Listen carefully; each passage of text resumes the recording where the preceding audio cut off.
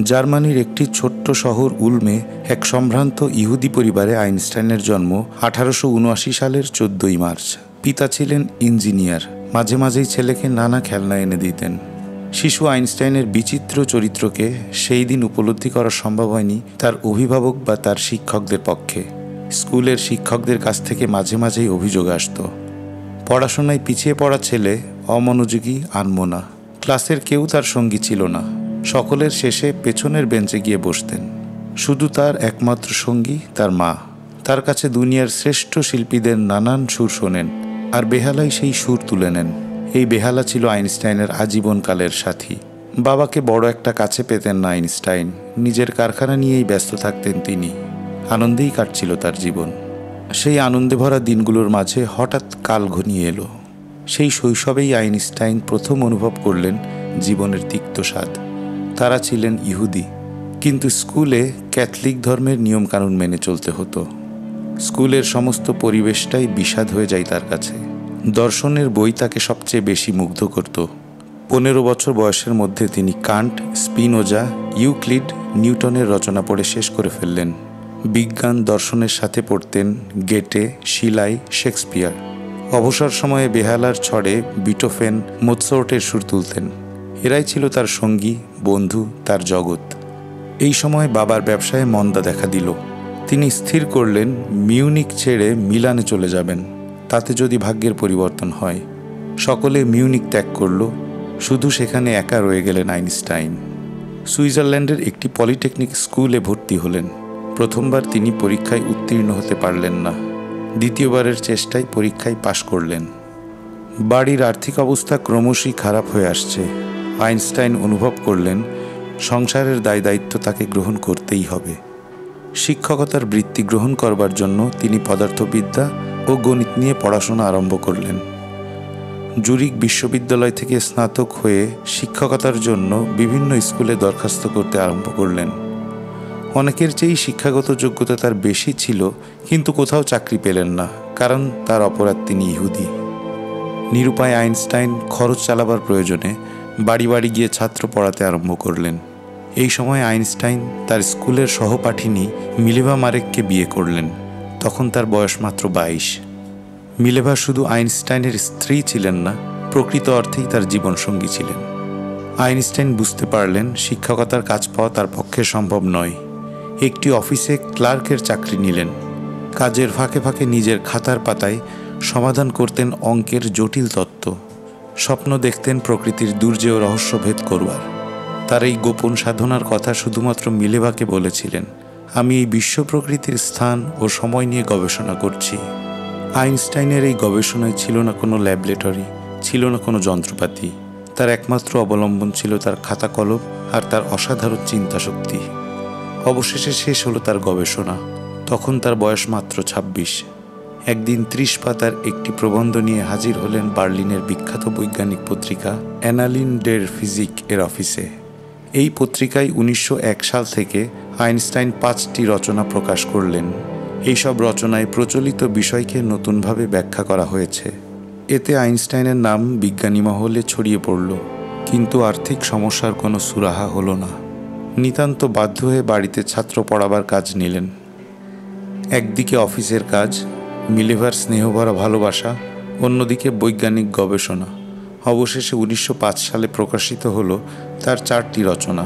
প্রথমটি আলোর গঠন ও শক্তি সম্পর্কে, দ্বিতীয়টি অ্যাটমের আকৃতি প্রকৃতি, তৃতীয়টি ব্রাউনিয়াম মুভমেন্টের ক্রমবিকাশের তত্ত্ব, চতুর্থটি তার বিখ্যাত আপেক্ষিকতার তত্ত্ব।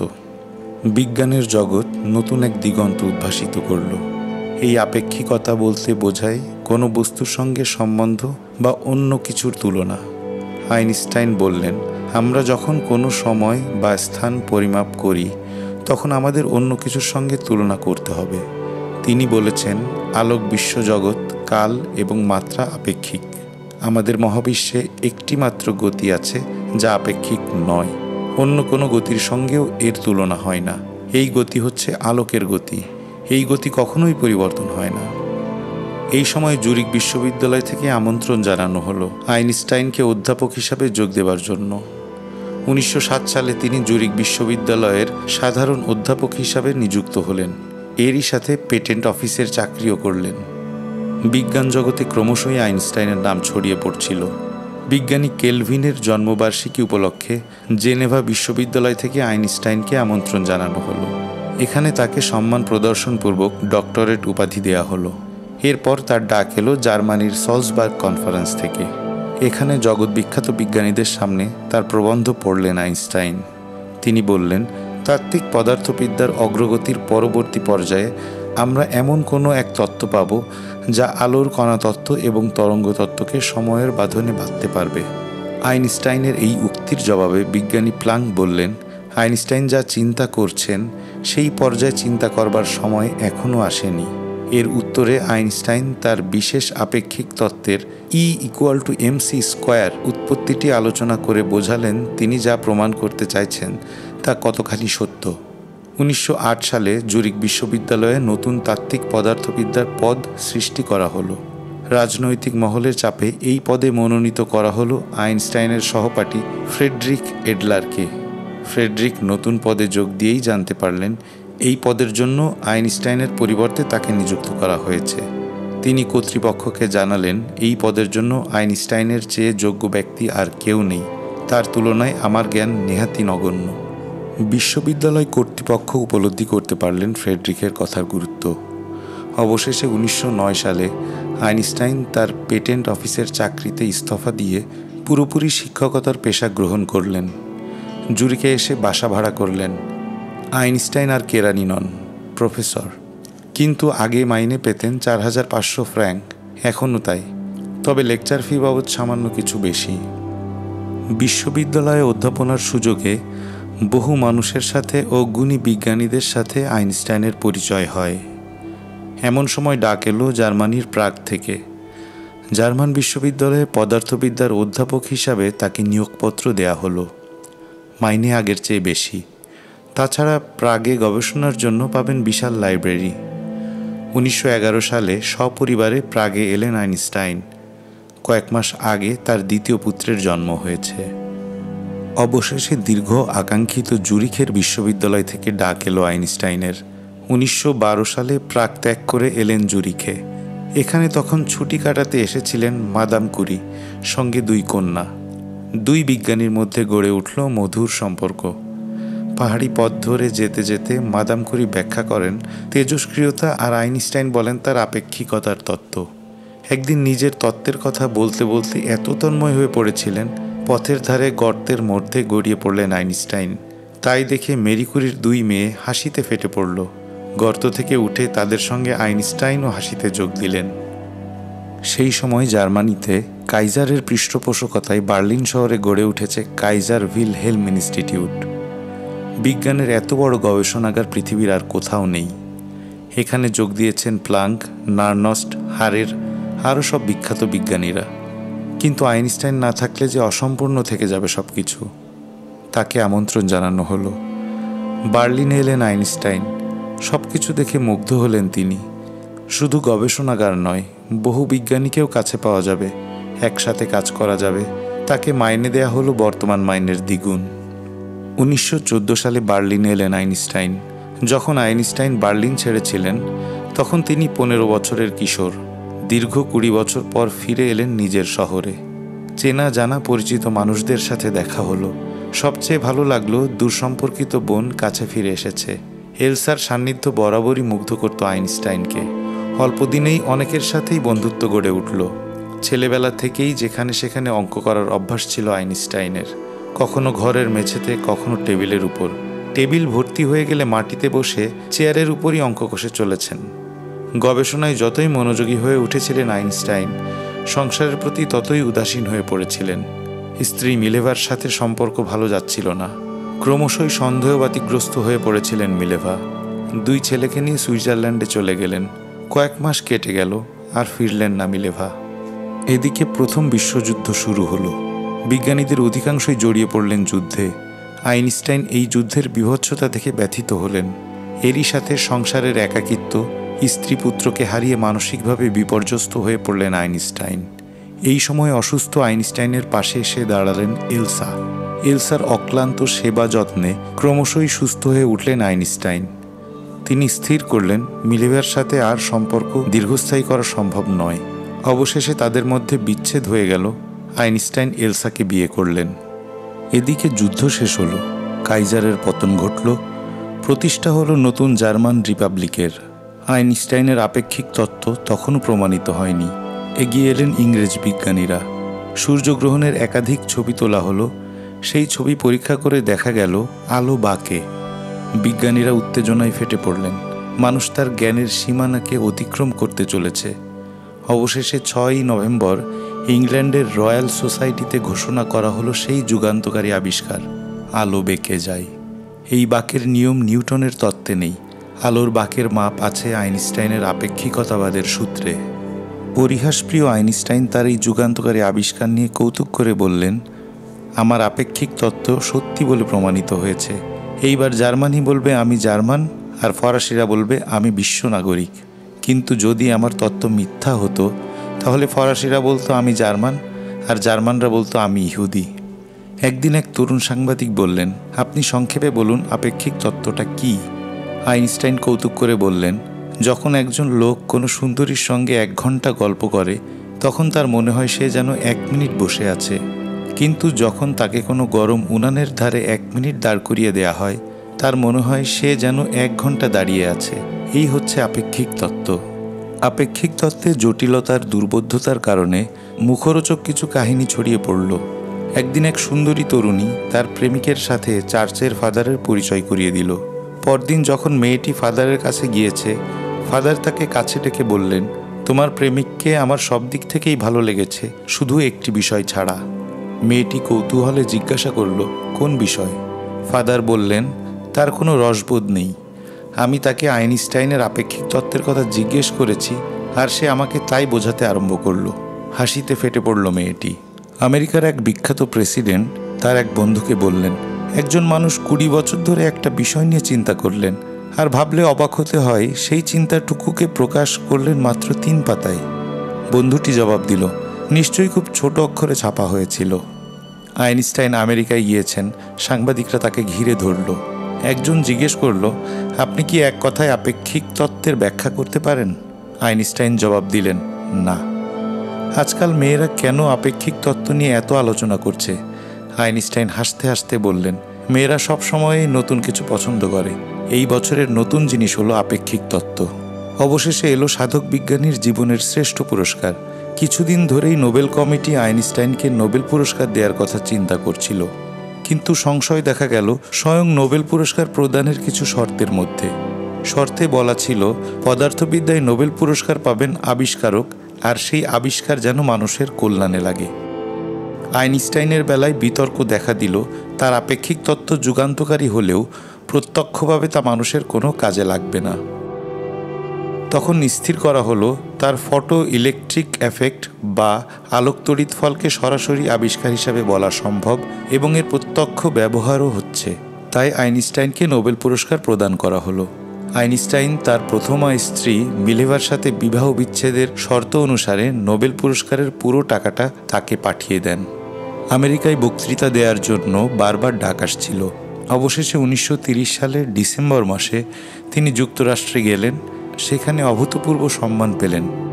শুধু আমেরিকা নয়, যখন যে দেশেই যান সেখানেই পান সম্মান আর ভালোবাসা। এদিকে স্বদেশ জার্মানি ক্রমশই আইনস্টাইনের কাছে পরবাস হয়ে উঠেছিল। একদিকে তার সাফল্য স্বীকৃতিকে কিছু বিজ্ঞানী ঈর্ষার দৃষ্টিতে দেখতে থাকে, অন্যদিকে হিটলারের আবির্ভাবে দেশ জুড়ে এক জাতীয়তাবাদের নেশায় মত্ত হয়ে ওঠে একদল মানুষ। ইহুদিরা ক্রমশই ঘৃণিত দ্বিতীয় শ্রেণীর নাগরিক হিসাবে পরিগণিত হতে থাকে। আইনস্টাইন বুঝতে পারলেন জার্মানিতে থাকা তার পক্ষে মোটেই নিরাপদ নয়। কিন্তু কোথায় যাবেন? আহ্বান আসে নানা দেশ থেকে। অবশেষে স্থির করলেন আমেরিকার প্রিন্সটনে যাবেন। জার্মানি থেকে ইহুদি বিতরণ শুরু হয়ে যায়। আইনস্টাইন বুঝতে পারলেন এইবার তারও যাবার পালা। প্রথমে গেলেন ইংল্যান্ডে। সেখান থেকে 1934 সালের 7ই জুলাই রওনা হলেন আমেরিকায়। তখন তার বয়স 55। প্রিন্সটনের কর্তৃপক্ষ আইনস্টাইনের নিরাপত্তা নিয়ে চিন্তিত হয়ে পড়লেন। গুপ্ত ঘাতকের দল যে সাগর পেরিয়ে আমেরিকা এসে পৌঁছাবে না, তাই বা কে বলতে পারে। তাই তাকে গোপন জায়গায় রাখা হলো। সেই বাড়ির ঠিকানা কাউকে জানানো হলো না। এইভাবে থাকতে তার আর ভালো লাগে না। মাঝে মাঝে ল্যাবরেটরি থেকে এসে ঘুরতে বেরিয়ে পড়েন। একদিন সন্ধ্যাবেলায় প্রিন্সটনের ডিরেক্টরের বাড়িতে ফোন এলো, দয়া করে যদি আইনস্টাইনের বাড়ির নম্বরটা জানান। আইনস্টাইনের বাড়ির নম্বর কাউকে জানানো হয় না বলে ফোনটা নামিয়ে রাখলেন ডিরেক্টর। খানিকক্ষণ পরে আবার ফোন বেজে উঠল। আমি আইনস্টাইন বলছি, বাড়ির নম্বর আর রাস্তা দুটোই ভুলে গিয়েছি, যদি দয়া করে বলে দেন। এ এক বিচিত্র ঘটনা। যে মানুষটি নিজের ঘরের ঠিকানা মনে রাখতে পারেন না, তিনি বিশ্ব প্রকৃতির রহস্যের ঠিকানা খুঁজে বার করেন। প্রকৃতপক্ষে জীবনের উত্তর পর্বে এসে আইনস্টাইন হয়ে উঠেছিলেন গৃহ সন্ন্যাসী। বড়দের চেয়ে শিশুরাই তার প্রিয়। তাদের মধ্যে গেলে সব কিছু ভুলে যান। শিশুদের কাছে কল্পনার ক্রিসমাস বুড়ো। পরনে কোট নেই, টাই নেই, জ্যাকেট নেই, ঢলঢলে প্যান্ট আর গলা আটা সোয়েটার, মাথায় বড় বড় চুল, মুখে খোঁচা খোঁচা দাড়ি, ঝাঁটা গোফ। দাড়ি কামাতে অর্ধেক দিন ভুলে যান। যখন মনে পড়ে গায়ে মাখা সাবানটা গালে ঘষে দাড়ি কেটে নেন। গায়ে মাখা সাবান দিয়ে দাড়ি কাটা সম্পর্কে কেউ জিজ্ঞেস করলে আইনস্টাইন জবাব দিতেন, 2 রকম সাবান ব্যবহার করে লাভ কি? শুধু নির্যাতিত ইহুদিদের সপক্ষে নয়, তিনি ক্রমশই আতঙ্কগ্রস্ত হয়ে পড়েছিলেন সমগ্র মানবজাতির ভবিষ্যতের কথা ভেবে। যুদ্ধের বিরুদ্ধে যারা সংগ্রাম করছে, দলমত নির্বিশেষে তিনি তাদের সমর্থন করলেন। তিনি বিশ্বাস করতেন একদিন মানুষ এই ধ্বংসের উন্মাদনা ভুলে এক হবেই, আর একত্বতার মধ্যেই মানুষ খুঁজে পাবে তার ধর্মকে। আইনস্টাইনের কাছে এই ধর্মীয় চেতনা প্রচলিত কোনো সীমার মধ্যে আবদ্ধ ছিল না। তিনি বিশ্বাস করতেন ধর্ম মানবতারই এক মূর্ত প্রকাশ। বিজ্ঞান আর ধর্মে কোনো প্রভেদ নেই, প্রভেদ শুধু দৃষ্টিভঙ্গিতে। বিজ্ঞান শুধু কি তার উত্তর দিতে পারে, কেন বা কি হওয়া উচিত সে উত্তর দেওয়ার ক্ষমতা নেই। অপরদিকে ধর্ম শুধু মানুষের কাজ আর চিন্তার মূল্যায়ন করতে পারে মাত্র। সে হয়তো মানব জীবনের লক্ষ্য নির্ধারণ করতে পারে, কিন্তু সেই লক্ষ্যে পৌঁছাবার পথ বলে দেয় বিজ্ঞান। তাই ধর্ম ছাড়া বিজ্ঞান পঙ্গু, আর বিজ্ঞান ছাড়া ধর্ম অন্ধ। মানবতাবাদী আইনস্টাইন একদিকে শান্তির জন্য সংগ্রাম করছিলেন, অন্যদিকে প্রকৃতির রহস্য উদ্ঘাটনে একের পর এক তত্ত্ব আবিষ্কার করছিলেন। এই সময় তিনি প্রধানত অভিকর্ষ ও বিদ্যুৎ চৌম্বক ক্ষেত্রের মিলন সাধনের প্রচেষ্টায় অতিবাহিত করেন। কোয়ান্টাম বলবিদ্যার বিকাশের পথে তার গুরুত্বপূর্ণ ভূমিকা ছিল, কিন্তু এই তত্ত্বের সম্ভাব্যতা ভিত্তিক চরিত্রে তার সম্পূর্ণ আস্থা ছিল না। 1936 সালে হঠাৎ স্ত্রী এলসা অসুস্থ হয়ে পড়লেন। সুদীর্ঘ 16 বছর ধরে এলসা ছিলেন আইনস্টাইনের যোগ্য সহধর্মিণী, তার সুখ দুঃখের সঙ্গী। আইনস্টাইন সব বুঝতে পারেন, কিন্তু অসহায়ের মতো তিনি শুধু চেয়ে থাকেন। অবশেষে 1936 সালে চিরদিনের মতো প্রিয়তম আইনস্টাইনকে ছেড়ে চলে গেলেন এলসা। এই মানসিক আঘাতে সাময়িকভাবে ভেঙে পড়লেন আইনস্টাইন। এই সময় পারমাণবিক শক্তির সম্ভাবনা উজ্জ্বল হয়ে উঠেছিল। এই শক্তির ভয়াবহতা সকলেই উপলব্ধি করতে পারছিলেন।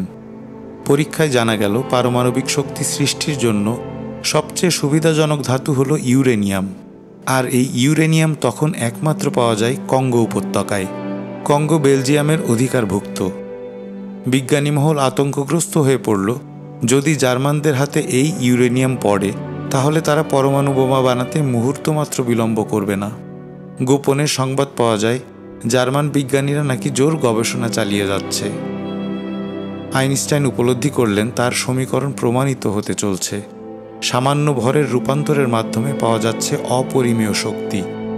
আইনস্টাইন লিখেছেন, আমার জীবনকালে এই শক্তি পাওয়া যাবে ভাবতে পারিনি। এদিকে জার্মান বাহিনী দুর্বার গতিতে এগিয়ে চলেছে। দ্বিতীয় বিশ্বযুদ্ধে মিত্রপক্ষের বিজ্ঞানীরা উপলব্ধি করলেন যুদ্ধ জয় করতে গেলে অ্যাটম বোমা তৈরি করা দরকার, এবং তা জার্মানির আগেই তৈরি করতে হবে। সকলে সমবেতভাবে আমেরিকার প্রেসিডেন্ট রুজভেল্টকে আবেদন জানালো।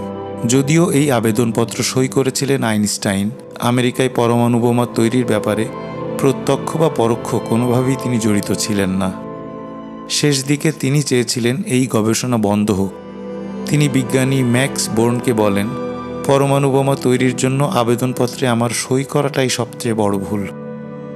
জাপানে অ্যাটম বোমা ফেলবার পর তার বিধ্বংসী রূপ দেখে বিচলিত আইনস্টাইন লিখেছেন, পারমাণবিক শক্তি মানব জীবনে খুব তাড়াতাড়ি আশীর্বাদ হয়ে দেখা দেবে সেরকম মনে হয় না। এই শক্তি মানবজাতির প্রকৃতই ভয়ের কারণ। হয়তো পরোক্ষভাবে তা ভালোই করবে। ভয় পেয়ে মানবজাতি তাদের পারস্পরিক সম্পর্কের ক্ষেত্রে সুনির্দিষ্ট নিয়ম শৃঙ্খলা চালু করবে। ভয় ছাড়া মানুষ বোধহয় কখনোই শান্তির পথে অগ্রসর হতে পারবে না।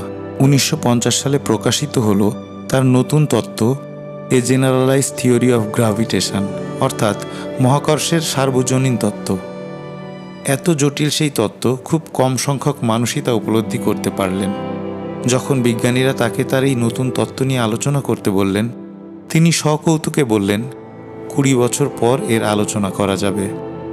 দ্বিতীয় বিশ্বযুদ্ধের পর গড়ে উঠেছে নতুন ইহুদি রাষ্ট্র ইসরায়েল। আইনস্টাইনকে আমন্ত্রণ জানানো হলো নতুন রাষ্ট্রের রাষ্ট্রপতি হবার জন্য। আইনস্টাইন জানালেন, প্রকৃতির তত্ত্ব কিছু বুঝলেও মানুষ রাজনীতির কিছুই বোঝেন না। তাছাড়া রাষ্ট্রপতির পদ শুধুমাত্র শোভাবর্ধনের জন্য। শোভা হলেও তার বিবেক যা মানতে পারবে না, তাকে তিনি কখনোই সমর্থন করতে পারবেন না। জীবন শেষ হয়ে আসছিল। এই সময়ে ইংরেজ মনীষী বার্ট্রান্ড রাসেলের অনুরোধে বিশ্বশান্তির জন্য খসড়া লিখতে আরম্ভ করলেন, কিন্তু শেষ করতে পারলেন না। 1955 সালের 18 এপ্রিল তার জীবন শেষ হলো। তার ইচ্ছা অনুসারে মৃতদেহটা পুড়িয়ে ছাই করে দেয়া হলো। শোনা যায় পরীক্ষার জন্য তার ব্রেন কোনো গবেষণাগারে নিয়ে যাওয়া হয়েছিল। সে সম্বন্ধে কেউই আর কোনো কথা প্রকাশ করেনি।